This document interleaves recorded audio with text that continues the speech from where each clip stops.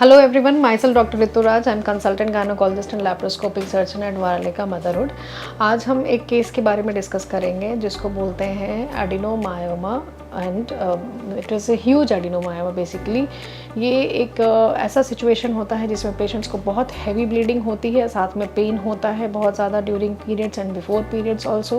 पहले तो ये सिर्फ पीरियड्स पर सीमित रहता है, बाद में ये जो है दर्द पूरे टाइम पेशेंट्स को क्रॉनिक पेन होते रहता है।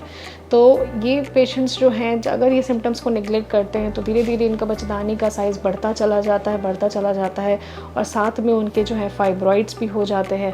तो वैसा ही एक केस है हमारे साथ हैं नीतू जी, जिनको जो है बहुत टाइम से उनको हैवी ब्लीडिंग होता था पीरियड्स के समय और पेन भी होता था। तो इनका जो है यूट्रस ऐसे बढ़ते जैसे कि 5 महीने की प्रेगनेंसी जैसा होता है उतना बड़ा इनका बच्चेदानी हो गया था।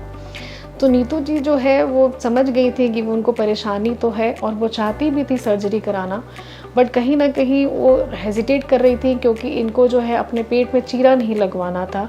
इनको बोला गया था कि आपका ओपन सर्जरी किया जाएगा, लेकिन ये लैप्रोस्कोपी के लिए मोटिवेटेड थी। इनको पता था कि आजकल जो है दूरबीन से ऑपरेशन होता है तो वो बेहतर होता है, लेकिन इतने बड़े यूट्रस के लिए कोई जो है उनको ऑपरेट नहीं कर रहा था। तो वो काफ़ी जगह गई बट वो रिटर्न हो गई।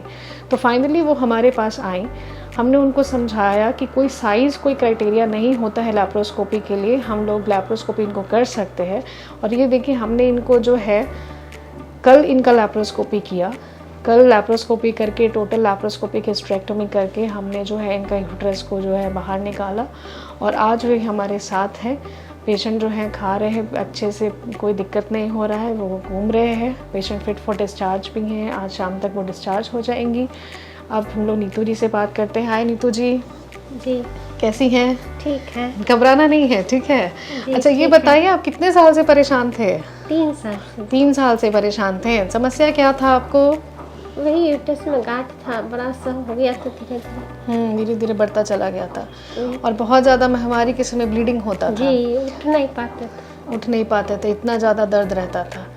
अब रोना नहीं है, अब तो आपका इलाज हो गया ना, अब तो इलाज हो गया है, ठीक है। अब इनको जो है जब हमारे पास आई थी तो इनका हीमोग्लोबिन भी बहुत कम था, 7 हीमोग्लोबिन था, है ना। तो फिर हम लोगों ने आपको कितना ब्लड चढ़ाया? 2 ऑपरेशन के पहले, जी है ना। ऑपरेशन के बाद कोई खून तो नहीं चढ़ा? नहीं, क्योंकि लैप्रोस्कोपी में ब्लीडिंग नहीं होती है। पहले लैप्रोस्कोपी जब हम लोग करते हैं तो उसमें पेशेंट्स को कोई ब्लड लॉस नहीं होता। ये तो हम लोगों को ऑपरेशन से पहले पेशेंट्स को 2 यूनिट ब्लड चढ़ाना पड़ा ताकि उनका हीमोग्लोबिन जो है हम लोग ऑप्टिमाइज कर सके, उसको जो है 7 से हम लोग 9 कर सके। और उसके बाद we took the patient for laparoscopy and आपका जो है ऑपरेशन के लिए घबराई हुई थी थोड़ा, आपको लग रहा था कि दूरबीन से हो पाएगा कि नहीं, इतना बड़ा सा गांठ हो गया है, कहीं मेरे पेट में कट तो नहीं लग जाएगा। लेकिन आपका तो हम लोगों ने दूरबीन से किया, कुछ नहीं पता चला, अच्छा पता नहीं चल रहा है ना। तो आपका इतना बड़ा ऑपरेशन हो गया और आपको सब लग भी नहीं रहा है कि ऑपरेशन हो। ठीक है, आपका जो है ऑपरेशन के बाद आपको किसी तरह का कोई दिक्कत महसूस हुआ? जी नहीं दिक्कत हुआ, आप आराम से खाना पीना खा रहे हैं महसूस? अभी अचानक से आपको लग रहा होगा कि आपके शरीर के निचले हिस्से में जो भारीपन था वो खत्म हो गया। ठीक है ना, बहुत आराम है। इनका साथ में जो है को एग्जिस्टिंग एंडोमेट्रियोसिस भी था। पेशेंट का जो है कहीं कहीं पे पेरिटोनियम पे एंडोमेट्रियोटिक स्पॉट्स थे, उसको भी हम लोगों ने एक्सरसाइज कर दिया।